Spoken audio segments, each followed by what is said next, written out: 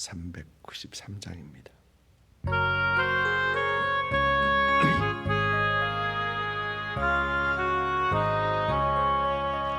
오 신실하신 주 내 아버지여, 늘 함께 계시니 두려움 없네. 그 사랑 변찮고 날 지키시며 어제나 오늘이 한결같네. 오 신실하신 주, 오 신실하신 주, 날마다 자비를 베푸시며 일용할 모든 것 내려주시니 오 신실하신 주, 나의 구주. 아멘. 여호수아 21장입니다. 여호수아 21장 1절부터 7절까지 한 목소리로 같이 읽습니다. 그때에 레위 사람의 족장들이 제사장 엘레아살과 눈의 아들 여호수아와 이스라엘 자손의 지파 족장들에게 나와 가나안 땅 실로에서 그들에게 말하여 이르되, 여호와께서 모세에게 명령하사 우리가 거주할 성읍들과 우리 가축을 위해 그 목초지를 우리에게 주라 하셨나이다 하매, 이스라엘 자손이 여호와의 명령을 따라 자기의 기업에서 이 성읍들과 그 목초지들을 레위 사람에게 주니라. 그가 자손을 위하여 제비를 뽑았는데 레위 사람 중 제사장 아론의 자손들은 유다 지파 시몬 지파와 베냐민 지파 중에서 제비 뽑은 대로 13성읍을 받았고, 그가 자손들 중에 남은 자는 에브라임 지파의 가족과 단지파와 므낫세 반지파 중에서 제비 뽑은 대로 10성읍을 받았으며, 게르손 자손들은 이사갈 지파의 가족들과 아셀 지파와 납달리 지파와 바산에 있는 므낫세 지파 중에서 제비 뽑은 대로 13성읍을 받았더라. 무라리 자손들은 그 가족대로 루벤 지파와 갓 지파와 스불론 지파 중에서 12성읍을 받았더라. 예, 아멘. 도피성에 대한 말씀이 내용이 이제 기록된 후에 레위 지파가 얻은 그 성읍들에 대해서 기록을 하고 있습니다. 기업을 분배하는 중에서 자주 언급되었던 내용이 이 레위 지파에게는 기업을 주지 않았더라라는 말이죠. 그러나 레위 지파 사람들도 살 곳이 필요하죠. 살 곳이 필요합니다. 하나님께서는 이제 그들을 각 지파들 중에서 흩어져서 살게 하면서 그들로 하나님의 율법을 가르치게 하고 하나님의 공의가 실현되게 하는 그런 사람들로 구별하시는 것입니다. 이렇게 레위 지파는 그 각 지파들 중에서 흩어져서 살게 되는데, 이것은 야곱이 이 창세기 49장에서 했던 축복 아니면 저주라고도 할 수 있겠죠. 이 저주가 실현되는 어떤 그런 내용입니다.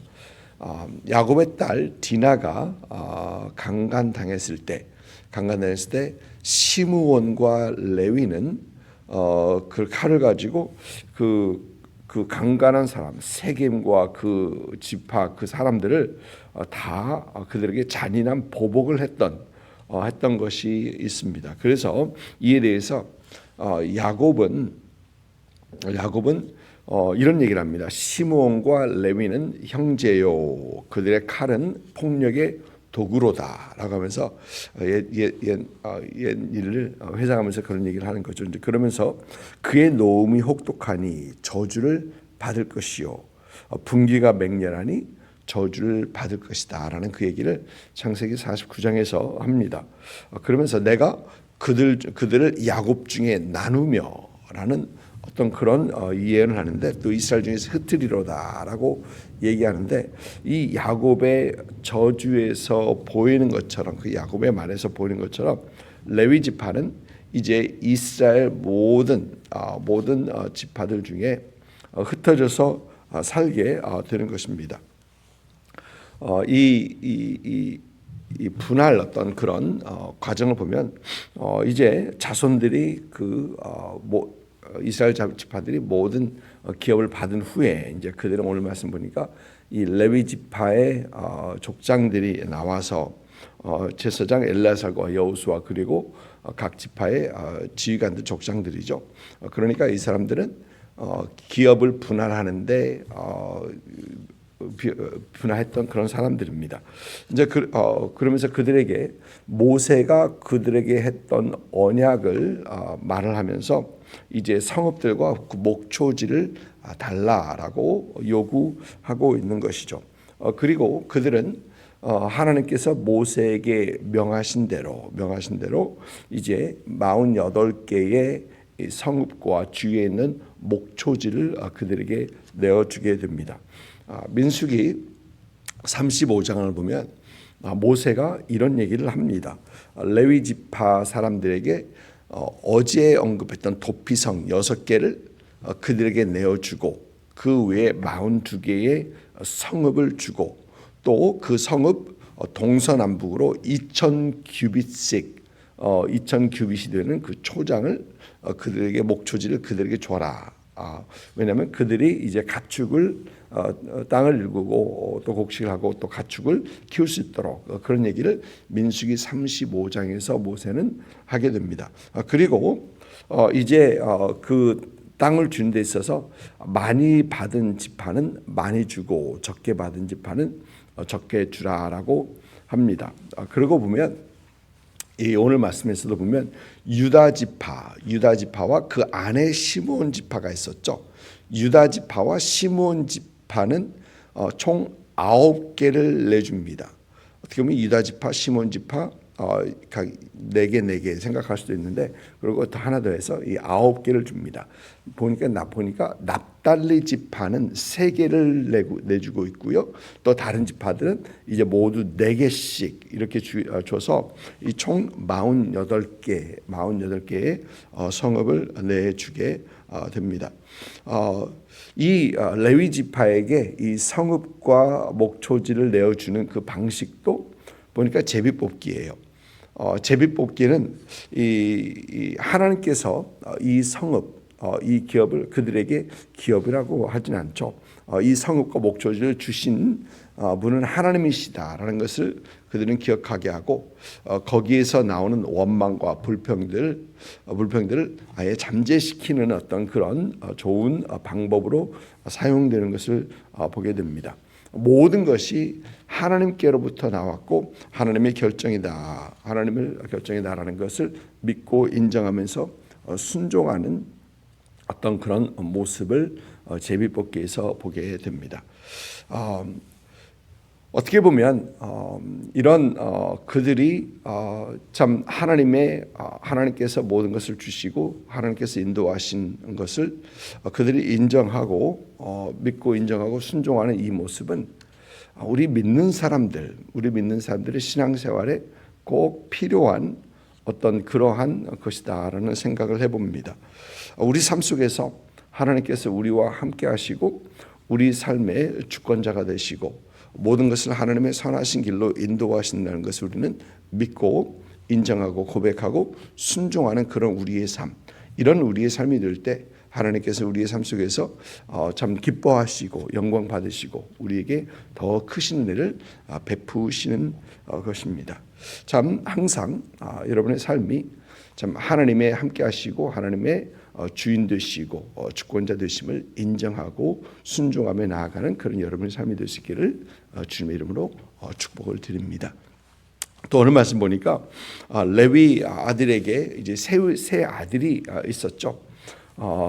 그것은 게르손 장남 고핫, 오늘 말씀에서는 고핫이라고 하지 않고 그핫 그렇습니다.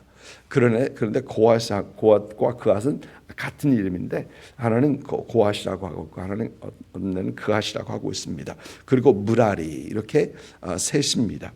그 중에 둘째 고핫에게서 난 이 자손들이 자손들 중에 모세와 아론이 이 둘째 고핫 집 가족의 사람들이죠. 그리고 하나님께서는 그 중에서 아론을 택하셔서 그를 제사장 삼으십니다. 그리고 아론에게는 이제 네 아들이 있는데 나답, 아비후, 엘르아살 그리고 이다말 이렇게 네 명의 아들이 있습니다. 그러나 나답과 아비후는 광야 생활 중에 하나님께 불순종하고 사용해서는 안 되는 불을 사용했다가 이제 죽게 되고 이제 엘르아살이 대를 이어 이제 대제사장으로 섬기게 되고 있습니다. 제비를 뽑는데 가장 먼저 고핫 그러니까 그핫 이 가족이 제비를 뽑고 성읍을 받습니다. 그리고 이어서 장자였던 게르손 그리고 막내였던 이 므라리가 성읍을 받게 됩니다. 이 모든 것은 보니까 하나님의 명을 따른 것을 되어 있습니다. 3절 말씀 보면 이스라엘 자손이 여호와의 명령을 따라, 또 2절에서도 여호와께서 모세에게 명령하사 우리에게 주신 것처럼, 그리고 이 나중에 후에 보면 이 레위 지파에게 주었던 그 성읍을 다 나눈 후에도 하나님의 명령을 따라서 하였더라. 45절 21장 45절 보면 여호와께서 이스라엘 족속에게 말씀하신 선한 말씀이 하나도 없이 다 응하였더라. 하나님의 말씀에 따라서 했던 것을 강조를 하고 있습니다. 그리고 재미있는 것은 이 하나님의 말씀은 이 엘르아살이나 여호수아나 그 기업을 나누는 족장들만 하였던 것이 아니고, 보니까 이 모든 지파들이 다 하나님의 명령을 따라서, 사실 이 하나님의 명령을 따라서 하는 것은 여전히 하나님께서 그들의 하나님이 되시고 하나님께서 그들의 주가 되심을 인정하는 곳에서 나왔던 것이죠. 그들은 이제 하나님의 명령을 따르는데 이미 그들에게 그들의 기업 중에서 나눠진 것 중에서 일부를 떼어서 이제 레위 지파에게 줘야 되는 겁니다. 일부의 성읍들을 골라서 레위 지파에게 줘야 하는 겁니다. 그런데 이 주석을 좀 읽어보면 이 성읍을 주는 데 있어서 그들에게 주었던 성읍이 결코 나쁜 땅이 아니에요. 생각하면 저 사람들에게 왜 그렇게 줘야 되나? 그러면서 좀 구석진, 외진, 별로 좋지 않은 어떤 찌꺼기 변방의 어떤 그런 땅을 줄 수도 있겠는데, 그러지 않고 이 지파들은 각 지파들은 그들에게 좋은 지역, 좋은 성읍을 그들에게 내어줍니다. 하나님 앞에 순종하는데, 하나님의 말씀에, 하나님의 명령에 순종하는데 그들은 마음을 다해서 정성을 다해서 순종하는 그들의 모습이 뒷면에 보이는 겁니다. 그러면서 맞다, 하나님께 순종하는 우리의 마음도 참 그래야 된다라는 생각을 다시 한번 오늘 말씀에서 하게 되는 겁니다. 우리가 하나님 앞에 순종할 때 참 마지못해서 하는 순종이 아니라 이 하나님 앞에 하는 순종은 마음을 다해 드리는 순종이어야 된다. 또 하나님께 예배드리는 것, 우리도 그렇죠. 하나님 앞에 예배드리려 할 때 어떤 마지못해 하나님 앞에 드리는 예배 하나님께서 받지 않으시죠. 그러나 하나님께서 하나님 앞에 마음을 다해 정성을 다해 드리는 예배, 우리가 아론의 예배에서 우리가 아벨의 예배에서도 보게 되고, 우리가 솔로몬의 1000번째 예물을 드리는 것에 대해서도 우리는 마음을 다하고 정성을 다하는, 준비하는 그 예배를 받으시는 하나님을 우리는 보게 됩니다.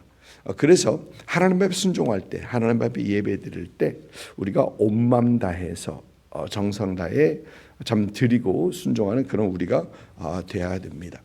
그럴 때에 우리의 마음을 감찰하시는 하나님께서 우리를 기뻐하시며 하나님의 풍성한 은혜를 내려주시는 거죠. 참 솔로몬이 하나님 앞에 그 1,000번제를 드렸을 때 하나님께서 그에게 나타나셔서 기뻐하시고 내가 원하는 걸 말하라. 내가 원하는 걸 말하라 라고 하는 어떤 그런 예배, 참 그런 예배를 하나님 앞에 드릴 수 있는 우리, 그러면서 하나님께서 참 기뻐하시는 어떤 그런 모습이죠. 받는 것보다는 하나님께서 기뻐하신 그 모습을 보면서 예배는 이렇게 드려야 된다. 이렇게 신령과 진정으로 또 온 마음 다해 정성을 다해 드릴 때 하나님께서 우리 예배를 받으신다라는 것입니다. 오늘 말씀에서 우리는 우리와 함께 하시고 우리의 삶을 인도하시고 주관하시는 하나님을 믿고 고백하고 하나님께 순종하고 또 온전한 예배자의 삶, 하나님 앞에 온전한 순종의 삶을 살아가는 우리가 되어야 되겠다라는 것을 다시 한번 생각해 봅니다. 여러분 오늘 하루의 삶 속에서도 하나님께서 함께 하심을 참 믿고 고백하고 하나님께 순종의 삶을 살아들여 하나님을 기쁘시게 하는 그런 여러분의 삶이 될 수 있기를 주님의 이름으로 축복을 드립니다. 기도하겠습니다.